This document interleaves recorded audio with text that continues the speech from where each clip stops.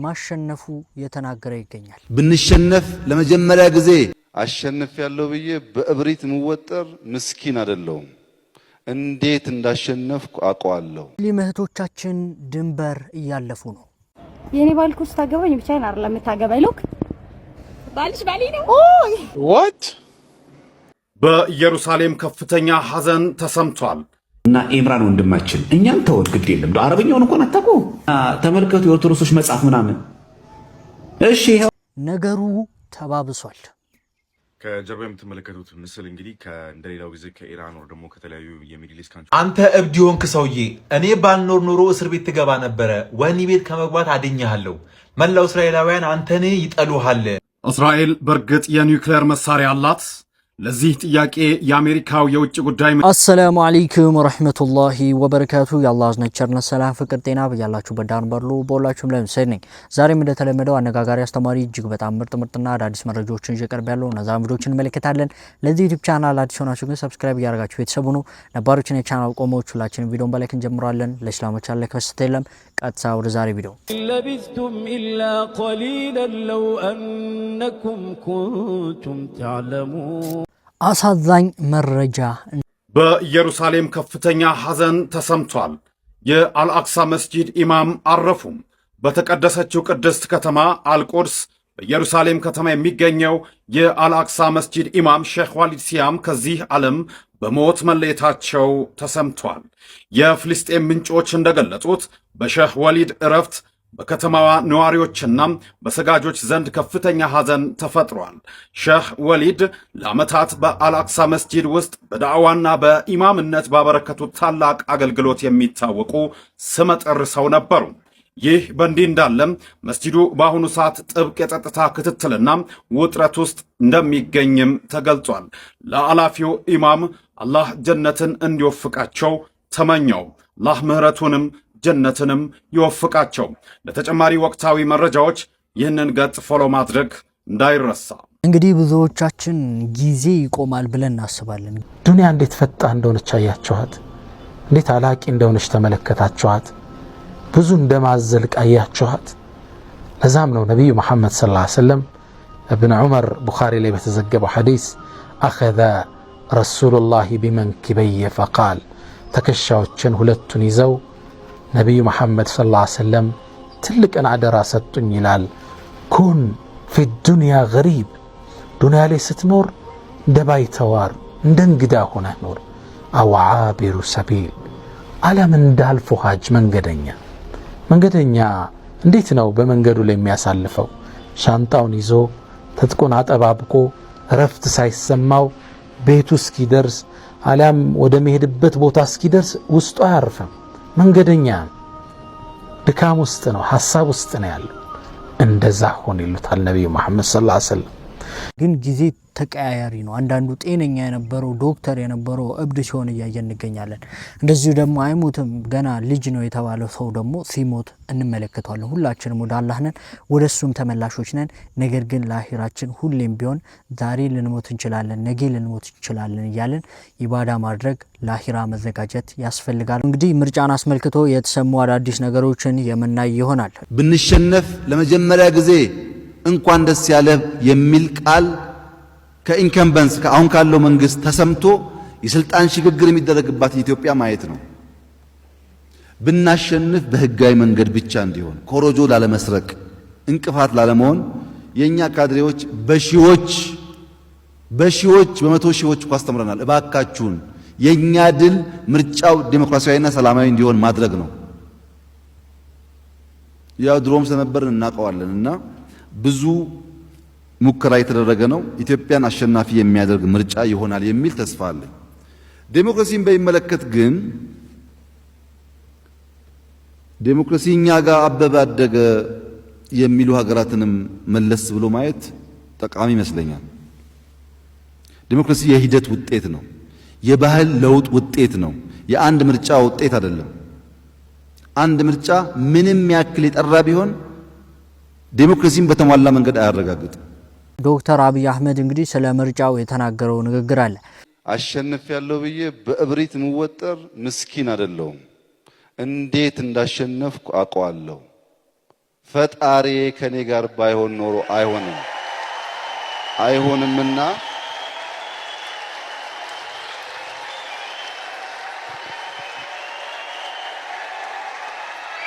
ምርጫውን ከተሸነፍኩኝ በሰላማዊ መንገድ አስረክባለሁኝ እሰጣለሁኝ እያለ ይገኛል ማለት ነው። እንደዚሁም ደግሞ ምርጫውን በተለያየ ቦታ ላይ እሱ እየመራ እንደሆነ የሰማንበት ሁኔታ አለ ማለት ነው።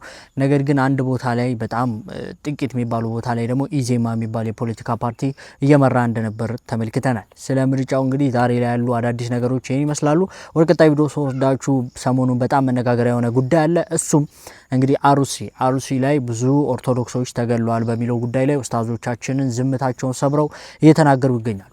ኡስታዞቹ በአርሲ ወገኖች ላይ ለተፈጸመው ድርጊት ድምጽ በመሆን ጥልቅና መሪር ሀዘናቸውን ገልጸዋል። ኡስታዝ አህመዲን ጀበል የንጹሃን ደም ያላግባብ መፍሰስና የዜጎች መገደል በአስቸኳይ ሊቆም ይገባል፣ ግና እንዴትና መቼ እንዴት ስላለፉት ዓመታት በንጹሃን ወገኖችና በቤተ እምነቶች መስጊድና ቤተ ክርስቲያን ላይ የደረሱት ጥቃቶች የአንዱ ፈጻሚዎች እንኳ በህግ ቁጥጥር ስር መዋልና ተጠያቂ ማድረግ ሳይቻል ቀረ። ከድርጊቱ በላይ መደጋገሙ፣ ከመደጋገሙ በላይ ደግሞ ፈጻሚዎቹ ሁሌም ያልታወቁ እየተባሉ መፍትሄ ማምጣት አለመቻል አደገኛ ነው ሲሉ ኡስታዝ ያሲን ኑሩ ድርጊቱን ሀገር አጥፊ እኩይ ተግባር በማለት ስለ ሀገር ያገባኛል ይመለከተኛል የሚል ሁሉ ኃይሊል እንደሚገባ አሳስበዋል። ኡስታዝ አቡበክርም በሀገሩ ምድር በድህነት ህይወቱን እየመራ ለሚገኝ ንጹህ ህዝብ ከግራና በቀኝ ጠመንጃ በታጠቁ ኃይሎች በማያውቁት አጀንዳ ለሞት ለእልቂት ለስደት መዳረጉ ልብ ሰባሪ ነው። ይህ የንጹሃን እልቂት በቃ ሊባል ይገባል ብለዋል። ሶስቱም መሪዎች ለተጎጂ ቤተሰቦች መጽናናትን እየተመኙ ፈጣሪ ፍትህን እንዲያሰፍንና ሀገራችንን ከጥፋት እንዲጠብቅ ዱዓ አድርገዋል። ኡስታዝ ያሲን ኑሩን ብዙዎቻችሁ ታውቋቸዋላችሁ። ስለ አርሲ የተናገሩትን ነገር ልንገራችሁ። ሁላችሁም ይህንን ቪዲዮ 3 ጊዜ ኮፒ ሊንክ አድርጉት። እስልምና ሃይማኖት መምህር የሆኑት ታዋቂው ኡስታዝ ያሲን ኑሩ ምን ነው የተከበረው የሰው ልጅ ህይወትም እንደዚህ ረከሰ ሲል ከጠየቀ በኋላ ደመናና ደም መና ሲል እዚህ ጋር እንደምትመለከቱት አስቀምጧል። በምስራቅ አርሲ በውድ ወገኖቻችን ላይ የተፈጸመውን አሰቃቂ ጥቃት በመስማቴ የተሰማኝን ጥልቅና መሪር ሀዘን ለመግለጽ እወዳለሁ ብሏል። አክሎም ታዲያ በሰላም ወጥተው ስለመግባታቸው መተማመኛ የሌላቸውን ዜጎች ያቀፈች ሀገር ወደፊት የመራመድ ድሏ የቀጨጨ የማደግ ተስፋዋ የመነመነ ነውና ስለ ሀገሬ ያገባኛል ይመለከተኛል የሚል ሁሉ ኃይል ይገባል ብሏል። ከምንም በላይ ደግሞ መሰል አስነዋሪ ድርጊቶችን እንደ መልካም አጋጣሚ በመጠቀም በህዝቦች መካከል አለመተማመንን የሚዘሩ ኃላፊነት የጎደላቸው ግለሰቦችም የጉዳዩን አደገኛነት ከግምት ውስጥ በማስገባት ከድርጊታቸው እንዲቆጠቡና ቆም ብለው እንዲያስቡ አበክሬ ለመግለጽ እወዳለሁ። አላህ የተበዳዮችን እንባ እንዲያብስም ለበዳዮችም የእጃቸው እንዲሰጣቸውና ፍትህ እንዲሰፍንልንም የበረታ ዱዓኤ ነው ሲል ገልጿል። ኡስታዞቻችን ይህንን ጉዳይ ሲናገሩ አንዳንድ ሰዎች እየጻፉ የነበሩትን ነገር ማየት እንችላለን። በነገራችን ላይ ሁሉም ሙስሊም ስለ አሩሲው የኦርቶዶክሶች ግድያ አውግዟል። ሁሉም ሙስሊም ቲክቶከርም ኡስታዝም ተናግሯል። ነገር ግን አንድም ሙስሊም ያልሆነ ሰው ስለ አክሱም እምነት ጥሰት መደረግ የበዓል ቀን ሰላት እንዳይሰግዱ መከልከልን ደግሞ ሙስሊም ያልሆኑ አይደለም እንትኖቼ ባለ እምነት አባቶች ይቅርና ጋዜጠኞች እንኳን ሲዘግቡ በጣም በጥቂቱ ተመልክተን ነበር። እነሱም እንግዲህ ጫና ማስፈራሪያ ደርሶባቸው እንዳጠፉ ተመልክተናል። ምን አገባን ያሉ ሙስሊሞችም አሉ ስለ አሩሲው ጉዳይ። በሌላ የጭፍጨፋ ቪዲዮ እስከምንመለስ ስለ አርሲ ይህ የመጨረሻ ቪዲዮ ነው። በሌላ ጭፍጨፋ ቪዲዮ ያልኩበት ትልቁ ምክንያት ምንድነው? ኢትዮጵያ ውስጥ ገዳይም ሲገድል ይኖራል፣ ሟችም ሲሞት ይኖራል። ገዳይ አይያዝምና ማለት ነው። እንግዲህ ወለጋ ላይ ለተከታታይ 6-7 ዓመት ወገኖቻችን ወንድሞቻችን ሞቱ እያልን ስናለቅስ ሰላማዊ ሰልፍ ሲደረግ የሚጸለዩም ሲጸልይ ሊደርስላቸው የቻለ የህግ አካል የለም፣ መንግስት የለም። በቃ ወለጋ አካባቢ የአማራ ሙስሊም የሚኖርበት አካባቢው እንዳለ ምድረ በዳ ሆኗል። የሞተው ሞቶ የተፈናቀለው ተፈናቅሎ አብቅቷል ማለት ነው። የአርሲ ኦርቶዶክሶችም ያው አማራ ናቸው ተብሎ ነው የተፈረደባቸው። ጣፋንታቸው የሚገደሉም ተገድሎ የሚፈናቀለውም ተፈናቅሎ ይቀራል እንጂ የሚደርስላቸው የህግ አካል ወይ መንግስት የለም። ይሄንን አምናለሁኝ። ነገር ግን ይሄ የመጨረሻ ቪዲዮ ነው ያልኩት። ኢትዮጵያ ውስጥ ገዳይ ማንም ይሁን ማን ለህግ መቅረብ አለበት፣ ወንጀለኛ ነውና ብለን ነው ድምጽ መሆን ያለብን። አንደኛ። ሁለተኛ ሟች ማንም ይሁን ማን ኢቭን በግፍ የተገደለ እንስሳ እንኳን ቢሆን ፍትህ በጋራ መጠየቅ አለብን። ይህንን ድል ያደረገ ምንድነው ኦርቶዶክስ ወገኖቻችን እንደዚህ አይነት ክስተት ሲፈጠር ጣታቸውን ወደኛ ስለሚጠቁሙ ይህ ስህተት ነው። ኢቭንም ወደኛ ከመጠቆማችሁ እኛ ወንጀለኞች ከሆነን እኛኑ ለማስያዝ ጣሩ እንጂ አከሌ ገደለ ማለት ለአርሲ ኦርቶዶክሶች አይጠቅማቸውም። ስለዚህ ገዳይ ሃይማኖትም ይኑሮ አይኑሮ ሴትም ይሁን ወንድ ነጭም ይሁን ጥቁር ለህግ መቅረብ አለበት ብለን ነው መጠየቅ ያለብን። ሟች ኢቭን እንስሳ እንኳን ቢሆን በግፍ መገደልበትም ሴት ወንድ ሃይማኖት ያለው ሃይማኖት የሌለው ሙስሊም ሆነ ክርስቲያን የሆነ የሚባል ነገር የለም። ፍትህ ለሚገደሉ አካላት ማለት አለብን እላለሁኝ። ኢትዮጵያ ውስጥ ያው ንጹሃኖች መሞታቸውን ይቀጥላሉ። በነገራችን ላይ ምን እንደሚናፍቅ ታውቃላችሁ? ጠንካራ መንግስት፣ ጠንካራ ወንጀለኛን አፍንጫውን ሰብሮ የሚይዝ የሰው ልጅ በሰላም የሚኖርበት ነው የሚናፍቀኝ። ይህ ነገር መቼ እንደሚሳካ አላውቅም።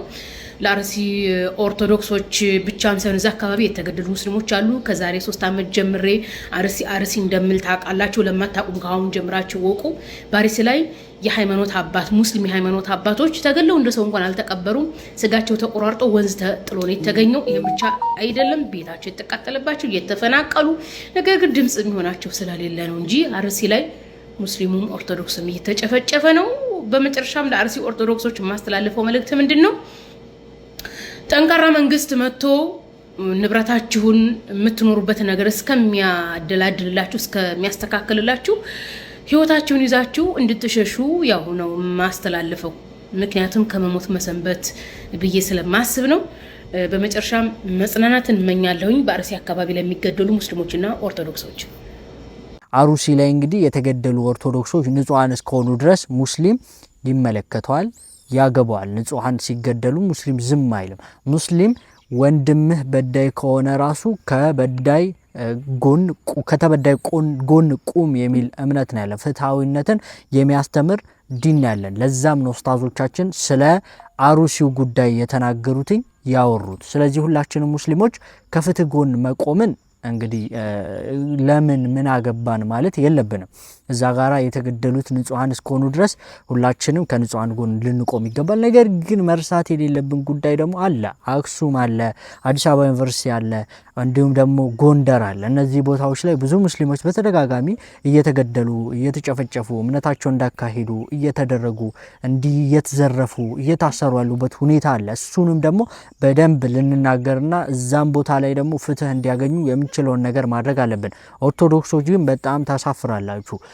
ሙስሊሞች ፍትሃዊ እንደሆኑ ማሳያው አንዱ ኡስታዞች ስለ አሩሲ መናገራቸው ነው። እናንተ ግን አይደለም የእምነት አባቶች ይቅርና እናንተ እንኳን እሰይ ነው የምትሉት። ብዙ ጊዜ አክሱም ላይ በሚደረገው ነገር ላይ እንደዚሁም ደግሞ የተለያየ ቦታ ላይ እንደዚህ አይነት ነገር ሲፈጠር እሰይ እንኳን ሆነ፣ ለምን ካባ ወይም ደግሞ መካ ሄደው አይኖሩ ምናምን እንደዚህ አይነት ነገር ነው የምትሉትና ይሄ ኢፍትሃዊነታችሁና ለኢስላም ያላችሁን ጥላቻ የሚያሳይ ነው። ለማንኛውም ስለ አሩሲ ጉዳይ ሁላችንም ሙስሊሞች ይመለከተናል፣ ፍትህ እንጠይቃለን። እንደዚህ አይነት ነገር የሚሰሩ ሰዎች እስልምናን እንደማይወክሉ እኛም እንግዲህ ይሄን ነገር እንደማንደግፈው ልታውቁ ይገባል። ወንድ ልጅ ለሆዱ ወይም ለገንዘቡ አይደለም ብላለች። ሴቶች ባል የሚፈልገው ሆዱን ይወዳል ይሉኛል። እኔ እስካሁን ባየሁት በሪሰርች አላረጋገጥኩም። እስካሁን ባየሁት ምግብ ከልክለሽ ግን አክብሪው። እኔም እስማማለሁ። ገባሽ አይደል? ከምግቡ በላይ ክብሩን ነው ወንድ ልጅ የማይደራደርበት። አለቃዋ ላይ ማጮ፣ አለቃዋ ላይ ማታፈት፣ ሰራተኞቿ ላይ ማጮ ምናምን ሆና ቤት ገብታ ባሏ ላይ ከጮች አይስማሙ። እዚች ሴት መጀመሪያ ከራሷ ጋር ሴትም ወንድም ቢሆን ውጪ ተሽቆጥቁጦ መቤቴ ብሎ ምናም ብሎ ቤት ገብተው ሲም ያንቺ ካለ ይሄ ከራሱ ጋር የተጣላበት መስመር እንዳለውና አንቺን እንዳንድ የህይወቱ አንድ እጅና እግር አካል አድርጎ ስላሰበ የመጣ ችግር ነው። በጣም ከመለማመድ አይሻደ ከየትም አትሄድም። ሁሌ ያለሽ አብረሽ። በአብዛኛው የኛ ከባዱ የህይወት ባህሪ የሚታየው ቤት ውስጥ ነው ይባላል። የዛ ምስክር ደግሞ ሚስት ከሆንሽ ባል ነው፣ ባል ከሆንሽ ሚስት ናት፣ እናት ከሆንሽ ልጆችሽ ናቸው።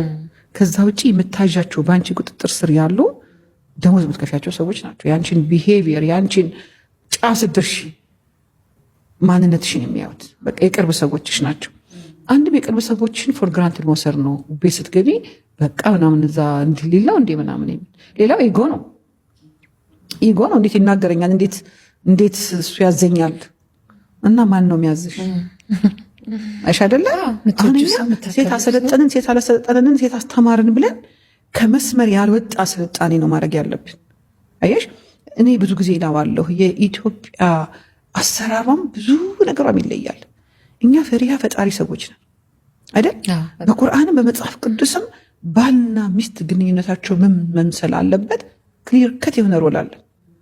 አየሽ እቺ ልባሟ ሴት የምትባል እቺ ታዛዧ የምትባል እቺ ለስላሳዋ አሁን በብዙ ጽናት ደግሞ እንደገና መለሱና አሁን ፌሚናይን ኤነርጂ ያስፈልጋታል ሴት። አየሽ ይሄ ማስኩላይን ካረግናት በኋላ ይሄ በፌሚኒዝም በምናምን በጥብጠን ማንነቷን ካሳጣናት ከራሷ ጋር ካጣላናት በኋላ አሁን ተመልሰን ሶፍት መሆን አለብሽ። ይሄ ፌሚናይን ኤነርጂ የሚባል አሁን አልበዛም?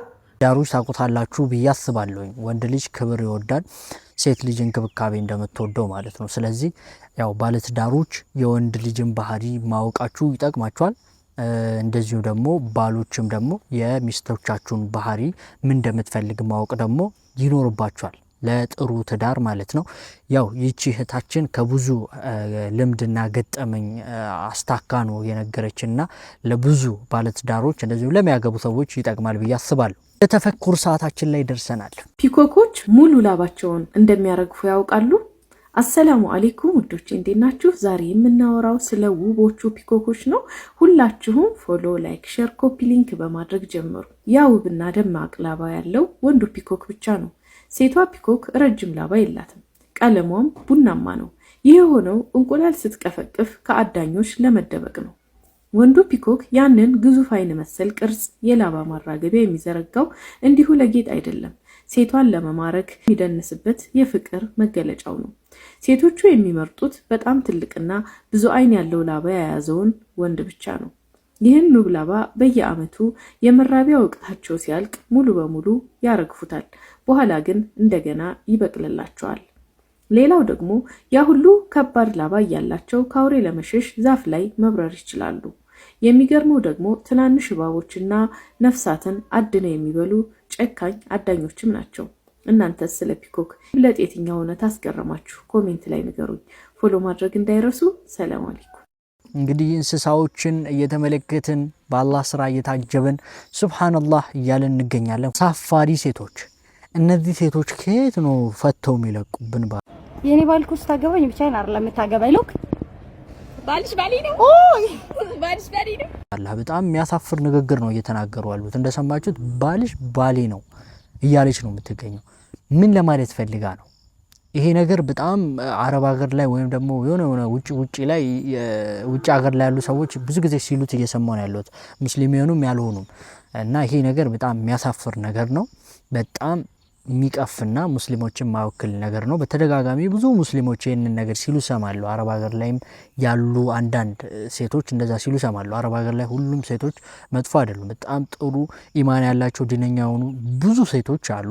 ነገር ግን ከስንት አንዳንድ የነዛን ሙስሊመቶቻችን ስም የሚያበላሹ ደግሞ አንዳንድ ሴቶችን ተመልክቻለሁ። ባላችሁ ባሌ ነው። ይሄ ማለት ትልቅ ወንጀል ነው። ልናውቀው ይገባል። እንግዲህ አንድ ባል ለአንድ ሴት ነው ሊሆን የሚችለው፣ ወይም ደግሞ ሁለተኛ ሶስተኛ ሊያገባ ይችላል እንጂ ባልሽ ባሌ ነው እያላችሁ እንግዲህ ዝሙትን፣ ዚናን፣ ሐራም የሆነን ነገር ማሰራጨት ተገቢ አይደለም። እንግዲህ ለመታወቅም ለመፈመስም ከሆነ ይህ ትክክለኛው መንገድ አይደለም። ትክክለኛው መንገድ መጠቀም ትችላላችሁ እንጂ እንደዚህ አይነት እስልምናን ማወክል የወረደ ንግግር መናገር ከናንተ አይጠበቅም። በነገራችን ላይ ሶሻል ሚዲያው በጣም እየተበላሸ እንግዲህ ሐራሙ ነገር ወደ ሐላል እየተቀየረ ይገኛል። አላህ Subhanahu Wa Ta'ala ያስተካክላቸው፣ እኛንም አላህ ያስተካክለን። ኢምራን የውይይት ጥሪ አቅርበውለታል። ሴት መቀመጫ የሚያመልኩ ሰዎች ናቸው። አዶኒቶሎጂ ቸርች ተብሎ የተቀመጠ ጉግል ብታይ መጽሐፍ ሁሉ አላቸው፣ አማዞን ላይ የሚሸጥ ያውም ደግሞ ሙሉ አካሏን እንኳን አይደለም የሴትን መቀመጫ እንዳምላክ የሚቆጥር በጣም ስታነበው ልጅ ያፈርክ ነው። አሁን አንተ እኔ ስለነገርኩህ ሳቅ ቪዲዮውን ብታየው ቸርቻቸውን መጻሕፍቶቻቸውን ብታይ ደግሞ ይበልጥ ትገረማለህ። ዓለም ይህን ያህል ለስጋ ፍላጎት ተገርኝቶ ሄዶ በዚህ ደረጃ ነው ሃይማኖትን እያመጣ ያለው። ተከታይ ያላቸው ለዛውም እኮ በጣም ብዙ ተከታይ ነው ያላቸው። ኦኬ ጀማው ሰላም አለይኩም ወራህመቱላሂ ወበረካቱ። እንዴት ናችሁ? ያለው አልሐምዱሊላህ። እንግዲህ እንደተለመደው ይሄን ቪዲዮ በደንብ ኮፒ ሊንክ ሪፖስት ሼር እያረጋችሁ ለክርስቲያን ወገንታቶች አድርሱልኝ ማለት ነው። እንግዲህ እነዚህ ዲያቆናት በሰው ሃይማኖት እያሾፉ ይሁን በጣም እየሳቁ ምናምን ነገር እንዴት እንደዚህ ቃሉን አልተጠቀሙም ቪዲዮ መለስ ብላችሁ ማየት ትችላላችሁ። ነገር ግን በሰው ከመሳቃችሁ በፊት የራሳችሁን መጽሐፍ ማንበብ ነበረባችሁ። ሳያነቡ ዲቁንና የለም፣ ሳያነቡ ቄስነት የለም። ነገር ግን ዝም ብላችሁ እየተከፈላችሁ እዚህ ለሚዲያ ስትሉ እየመጣችሁ ራሳችሁን እያዋረዳችሁ ነው። ምክንያቱም በሉቃስ ወንጌል ምዕራፍ 2 ቁጥር 21 ላይ ሊገርዙ 8 ቀን በሞላ ጊዜ በማህፀን ሳይረገዝ በመልአኩ እንደተባለ ስሙ ኢየሱስ ተብሎ ተጠራ እያለ ይናገራል። ስለዚህ ስለ ክርስቶስ የሚያወራውን ጥቅስ ምን ትላላችሁ እናንተ? አይ አይደለም፣ የክርስቶስም እኮ ተገርዟል። የተገረዘው ያስጋው ይመለካል ወይስ አይመለክም? ክርስቲያኖች እንዲሁም ደግሞ ድርሳነ መስቀል በግዕዝ ምዕራፍ 15 ቁጥር 26 ላይ የኦሪትንም ሕግ ይፈጽም ዘንድ በስምንተኛው ቀን እንደ ሕፃናት ተገረዘ ይላል። ስለዚህ ኢየሱስ ተገርዟል። ጋይስ ይህንም ነገር ማወቅ አለባችሁላችሁ። ይህን ነገር ወቁ ክርስቲያኖች። እንዲሁም ደግሞ መጽሐፈ ሚዕላድ ምዕራፍ 10 ላይ በአዳም ላይ ያለው መልክ ሁሉ በአብ በወልድ መንፈስ ቅዱስ ላይ አለ። ራስም ቢሆን ገጽታም ቢሆን ጆሮም ዓይንም ቢሆን አፍንጫና ከንፈርም ቢሆን እጆችም እግሮችም ብቶችም ቢሆኑ ለአብ ለወልድ መንፈስ ቅዱስ ሙሉ አካል እንዳላቸው ይናገራል ማለት ነው። እንዲሁም ኢየሱስ ክርስቶስ መገረዙን የሚገልጽ ሃይማኖተ አበው ላይ ይናገራል ማለት ነው። እንዲሁም በሌላ ቦታ ላይ መልክዓ ቅዱስ በአማርኛ ምዕራፍ 2 ላይ ምን ይላል? አብ ወልድ መንፈስ ቅዱስ ሆይ እግራችሁ ሰላምታ ይገባዋል። ወረድ ስንልስ አብ ወልድ መንፈስ ቅዱስ የእግር ተረከዛችሁ ሰላምታ ይገባዋል እያለ ይናገራል። እንዲሁም ስንወድስ ለሚራመድ ጫማችሁ እያለ ይናገራል። አብ ወልድ መንፈስ ቅዱስ ጫማ አላቸው። ስለዚህ ጫማችሁ ይመለካል ወይስ አይመለክም? ክርስቲያኖች ስለዚህ የራሳችሁን ሃይማኖት ሳትማሩ ሁለተኛ እንደዚህ አይነት ንግግር እንዳትናገሩ ማለት ነው። ክርስቲያኖች ወገንታቶች፣ ዲያቆናት ማለት ነው። ምክንያቱም የራሳችሁን መጽሐፍ አይተን ከፍተን አይተናል። ስለዚህ ከዛም የባሰ ነገር አለ ለማለት ነው። አምላካችን አላህ Subhanahu Wa Ta'ala ከነዚህ ከሚሉት ነገር ይጠራ ነው። በሱራ 42 አንቀጽ 11 ላይ ለይሰ ከሚስሊሂ ሸይኡን ወሁወ ሰሚኡል በሲር ነው ያለን አምላካችን አላህ Subhanahu Wa Ta'ala። የሚመስለው ምንም የለም ብሎ ራሱ አምላካችን አላህ Subhanahu Wa Ta'ala አስቀምጦልናል ማለት ነው። ስለዚህ አላህን የሚመስል ምንም እንደሌለ ተረድተናል ማለት ነው። ወሰላሙ አለይኩም።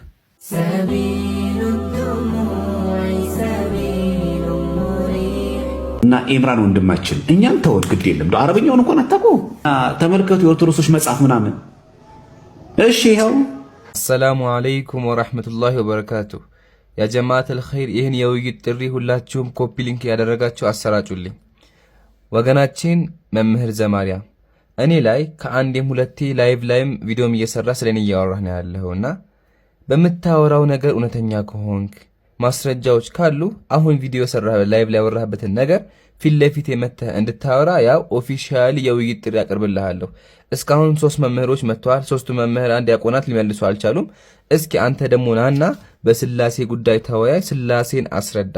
ያው እንደማትቀር ተስፋ አደርጋለሁ። ቪዲዮ እየሰራህ እንዳወራህብኝ ሁሉ ላይቭ ላይ መተህ ደግሞ ቃል በቃል የምታወራቸውን ነገር ፊት ለፊት ለእኔ እንድትደግምልኝ ጥሪ አቅርቤልሃለሁ። መተህ የሶስቱን አካላት የስላሴዎችን ጉዳይ አስረዳ፣ ተወያይ። ያው ሳምንት ተሰጣለሁ። በዚህ ሳምንት ውስጥ የሚመችህን ቀን ቆርጠህ አሳውቀኝ።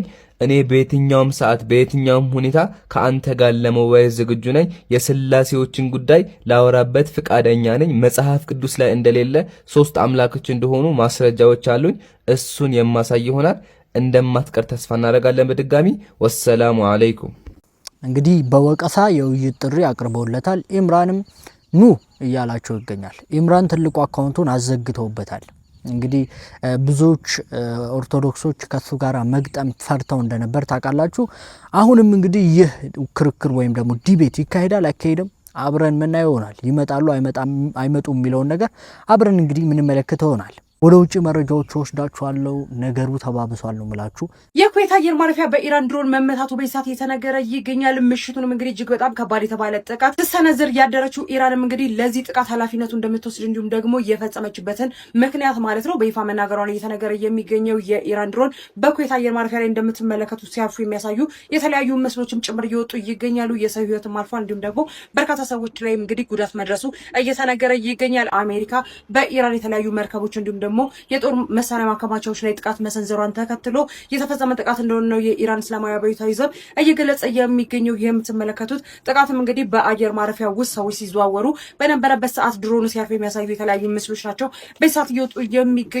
ምናልባትም እንግዲህ የተኩስ አቁም ስምምነቱ ተሽሯል ወይም ደግሞ የተኩስ አቁም ስምምነቱ ፈርሷል የሚሉ መግለጫዎች ከሁለቱም ወገን ባይወጣም እንኳን ማለት ነው ኢራንም ወደ አሜሪካ ጥቃት እየሰነዘረች ነው። አሜሪካን በተመሳሳይ ወደ ኢራን ጥቃት እየሰነዘረች መሆኑን እየተመለከትን የምንገኘው። ምናልባትም እንግዲህ ኢራን ከሰሞኑ ማለት ነው ወደ እስራኤል ጥቃት ሰነዝራለሁ የሚሉ ማስጠንቀቂያዎችን የሰጠች ቢሆንም ምናልባት ይህንን ጥቃት የምትሰነዝር ከሆነ ሙሉ ለሙሉ ሶስቱም ሀገሮች በይፋ ማለት ነው ወደ ጦርነቱ ተመልሰው እንደሚገለጽ ነው እየተነገረ የሚገኘው። የኩዌት አየር ማረፊያ እንግዲህ በዚህ ሰዓት ማለት ነው በኢራን ጥቃት ወድሞ ስራ ማቆም ነው ለጊዜው እየተነገረ የሚገኘው። በጉዳዩ ላይ ተጨማሪ አዳዲስ መረጃዎችን ማግኘት ከሆነ አጋራችኋለሁ። የፕሬስ ምልክቱን መጫናችሁን አትርሱ። መልካም ቀን ይሆንላችሁ። እሺ ጋይስ ሜጀር አፕዴቶች አሉ በዚህ ጦርነት ላይ ማለት ነው። ኢራን እንግዲህ ኩዌትን አታክ አድርጋታለች ብዙዎቻችሁ እንደሰማችሁት ማለት ነው። እና አብዛኛው ሰው ምን አድርጋ ነው ኩዌት ማለት ምንም በማታውቀው ልምዶ አታክ የምትደረገው ምናምን እየተባለ ነበርና ለዛውም ኤርፖርቷን የተመታባትና ምንድነው ኢራኒያንስ የሚሉት የዩኤስ ቤዞች ኤግዚስት ያደርጋሉ ኩዌት ውስጥና ማክሰኞነት ደግሞ አታኮች ነበሩ ማለት የቦትስዋና ፍላግ ያለው ታንከር በስትሬት ኦፍ ሆርሙዝ ሊያልፍ ሲሞክር ማለት ነው የዩኤስ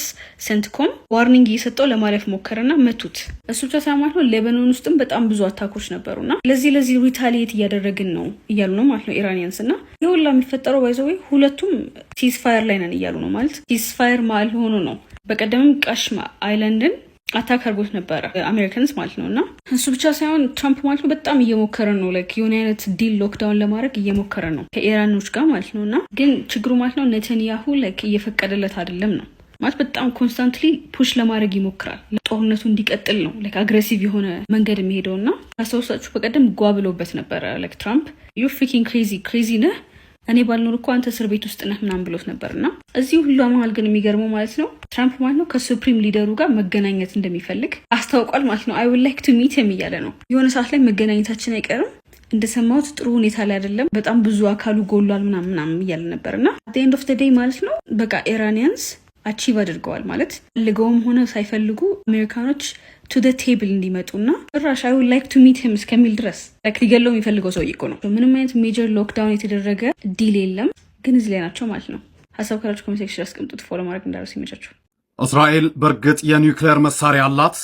ለዚህ ጥያቄ የአሜሪካው የውጭ ጉዳይ ሚኒስትር ማርኮ ሩቢዮ የሰጡት ምላሽ በአሁኑ ሰዓት ዓለምን እያነጋገረ ይገኛል። ይህ መረጃ ሼር ኮፒ ሊንክ ይደረግ። መረጃ ለቃለው ሰሞኑን ነገር ግን እናንተን እየደረሰ አይደለም።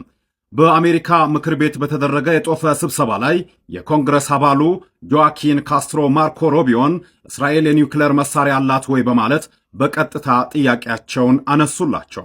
ማርኮ ሩቢዮ ሲመልሱ አብዛኛው የዓለም ክፍል እስራኤል የኒውክሌር መሳሪያ እንዳላት ያምናል ካሉ በኋላ የአሜሪካን ይፋዊ አቋም ግን ለመናገር ፍቃደኛ አልሆኑም። ይልቁኑ ጉዳዩ በሚስጢር መያዝ እንዳለበትና ይህ የአሜሪካ የውጭ ፖሊሲ ልዩ መገለጫ እንደሆነም ገለጹ። ነገር ግን የኮንግረስ አባሉ ካስትሮ ይህ አካሄድ አደገኛ ነው ይላሉ። በአሁኑ ጊዜ አሜሪካና እስራኤል በኢራን ላይ በጋራ ጦርነት ውስጥ ባሉበት በዚህ ወቅት እስራኤል የኒውክሌር መሳሪያ መቼና በምን ሁኔታ ላይ ልትጠቀም እንደምትችል አለማወቅ ትልቅ ስጋት መሆኑን ተናግረዋል። አሜሪካ ትክክለኛ ውሳኔ ለመስጠት መረጃው ለምክር ቤቱ ይፋ ሊሆን ይገባል ሲሉም ሞግተዋል። እስራኤል የዓለም አቀፉን የኒውክሌር መሳሪያ ስርጭት መግቻ ስምምነት ወይንም ኤንፒቲ አልፈረመችም። በይፋ አለኝ ባትልም አብዛኛዎቹ የደህንነት ተንታኞች ግን የኒውክሌር አቅም እንዳላት በእርግጠኝነት ይናገራሉ። አሜሪካ በኢራንና በሳውዲ አረቢያ የኒውክሌር መርሃ ግብር ላይ ጥብቅ ቁጥጥር ስታደርግ ስለ እስራኤል ግን በዝምታ ማለፏ አድላዊ አያደርገውም ወይ የሚል ጥያቄ ማስነስቷል። እናንተስ ምን ታስባላችሁ? ሐሳባችሁን በኮሜንት አጋሩኝ።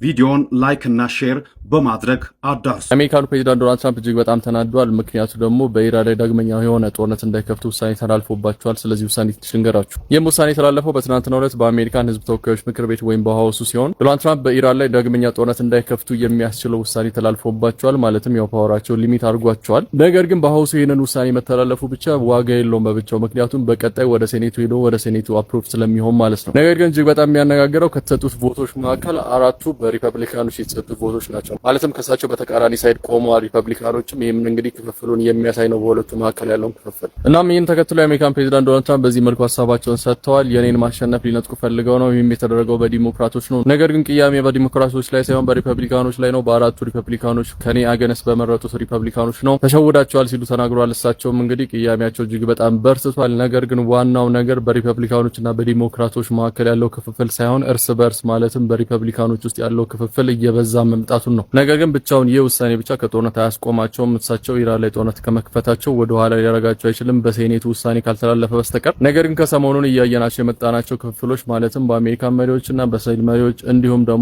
በራሳቸው በሪፐብሊካን ውስጥ ባሉ ሰዎች መካከል ያለው ክፍል ትልቅ ነገርን የሚያሳይ ነገር ነው። አዲስ ነገር ካለ ማሳውቃቸው ይሆናል። ፎሎ ላይክ እንዳትረሱ። ከጀርባ የምትመለከቱት ምስል እንግዲህ እንደሌላው ጊዜ ከኢራን ወር ደግሞ ከተለያዩ የሚድል ኢስት ካንትሪዎች ማመጣላቸው የጥቃት ምስል ወር ደግሞ የጥቃት ቪዲዮ አይደለም። እንደምትመለከቱት እዚህ ጋር ቤተክርስቲያን ነው፣ መስቀል ያለበት ጉልላቱ ላይ እንደምታዩት አርሲ ላይ ከሰሞኑ ተፈጥሮ ከነበሩ ግድያዎችና ሰሞኑ ከተፈጥሮ የነበሩ የቤተክርስቲያንና የቅርስ ውድመቶች መካከል አንደኛው በምስል የቀረ ነው። በመቶች የሚቆጠሩ ሰዎች እንደምትመለከቱት ቤታቸው ተቃጥሎ ቤታቸው ወድሞ ቀያቸውን ለቀው ወደ ሌላ ቦታ ለመሰደድ ተገደዋል። እንደምትመለከቱት ሙሉ በሙሉ ኢትስ ዲስትሮይድ እና ግራፊክ ሆኖ ደግሞ እዚህ ሚዲያ ላይ ለማቅረብ የሚዘገኑ ምስሎችም እንደዚሁ ደርሰውኛል። እስካሁን ድረስ ትክክለኛ ስታቲስቲክሱን አላውቀውም። እስካሁን ድረስ ግን ይሄ የአርሲ ግድያዎች የሚባሉት ደግሞ የአርሲ ሞቶች የሚባሉ ከሰማን ጊዜ ጀምሮ እስካሁን ድረስ አይ ቲንክ 49 የሚሆኑ ሰዎች ተገድለዋል መሰለኝ። አምናት ሹር ቁጥሩ ልሳሳት እችላለሁ። የሆነ ቦታ ነው ያነበብኩት 49 ሰዎች የሚለውን ነገር ላይ አምናት ሹር እርግጠኛ አይደለም። በዚህ ጉዳይ ላይ ይመለከተኛል ብለው የሚያስቡ ሰዎች ከመግለጫና ከተለያዩ ከሀዘን መግለጫዎች ውጪ ይሄ ነው የሚባል የሆነ ዲሲዥን ነው ደግሞ አክሽን ሲያደርጉ አልተመለከትንም። ያው ይሄ የምትመለከቱ እንደዛ ነው። ወይ ቤት ነው ኦር ሰምቲንግ ወይ ቤተክርስቲያን ነው ወይም ደግሞ የሆነ ነገር ብቻ የተቃጠለ ባለበት ሰውም ሊሆን ይችላል ነው የሚመለከተው። የጸጥታ አካልም እንደዚሁ ጉዳዩን አክኖሎጅ ከማድረግ ተቆጥቧል። ይሄ ነገር የተፈጠረ እንደሆነም ምን እየሰሩ እንደሆነም እንግዲህ አክኖሎጅ ከማድረግ ከማሳወቅም ተቆጥበዋል። አንዳንድ ማጓዞችና ልባዊ ሀዘኖችን ከመግለጽና የሟች ቤተሰቦችን የማጽናናት መልእክት ከመስጠት በቀር ይህን የሚባል አክሽን ደስ አልተካሄደም እስካሁን ድረስ። እንደዚህ ነገሮች ምን ሌቭል ጋር ሲደርሱ ደግሞ ምን ፖይንት ጋር ሲደርሱ በቃ እንደሚባሉ ምን ፖይንት ጋር ሲደርሱ የምር ሰውም እንደሚያነቁና የምር ሰውም ወደ አክሽን እንደሚገፉ እንግዲህ እርግጠኛ አይደለሁም። አላውቅም። ይህ ጉዳይ መሰማት ከተጀመረ የአርሲ ጉዳይ ወራት ተቆጥረዋል። እንግዲህ ወራቱን ሙሉ ወይ እነዚህ ሁሉ ወራት ነው የሚባል አክሽን አልተካሄደም እና ምን እስኪደርስ ነው የሚጠበቀው? ምንስ ማድረግ ያለብን ይመስላችኋል በዚህ ጉዳይ ላይ? ማንኛውም የሟች ቤተሰቦች እግዚአብሔር ያጽናችሁ። እግዚአብሔር አለ። እግዚአብሔር በቤቱ ሰላም ያሰፍናል ብዬ አስባለሁ። ጊዜ ጉዳይ ቢሆንም ጉዳዩ ጠርቶ ወደ ሰላም እንደምንመለስ ተስፋ አደርጋለሁ። አንተ እብድ የሆንክ ሰውዬ፣ እኔ ባልኖር ኖሮ እስር ቤት ትገባ ነበረ። ወህኒ ቤት ከመግባት አድኛለሁ። መላው እስራኤላውያን አንተን ይጠሉሃል። ጭንቅላትህን ተጠቀምበት። ምንድን ነው እየሰራ ያለው ብለውታል ዶናልድ ትራምፕ የእስራኤል ጠቅላይ ሚኒስትር ቤንያሚን ኔታንያሁን። ሁለቱ መሪዎች በስልክ በተወያዩበት ወቅት ነው እንግዲህ ዶናልድ ትራምፕ እንደዚህ ቆጣ ብለው ኔታንያሁን ያወሯቸው። እንደዚህ ለመሆናቸው ምክንያቱ እስካሁን ድረስ ምን እንደሆነ በይፋ የወጣ ነገር የለም። ግን አንዳንድ እየወጡ ያሉ መረጃዎች እንደሚያሳዩት ከሆነ ከዚህ ከሊባኖስ ጋር በተያያዘ ነው እየተባለ ያለው። መረጃውን አጠናክሬ በኋላ መለስላቸዋለሁ። የእስራኤል ምርቶችን ላለመጠቀም የወሰነው ታዳጊው ቱርካዊ አሁን ላይ መነጋገሪያ ሆኗል። እንደምትመለከቱት ነበረ በሱፐርማርኬት ውስጥ ገብቶ አባቱ በያዘው ስልክ የተቀዳው።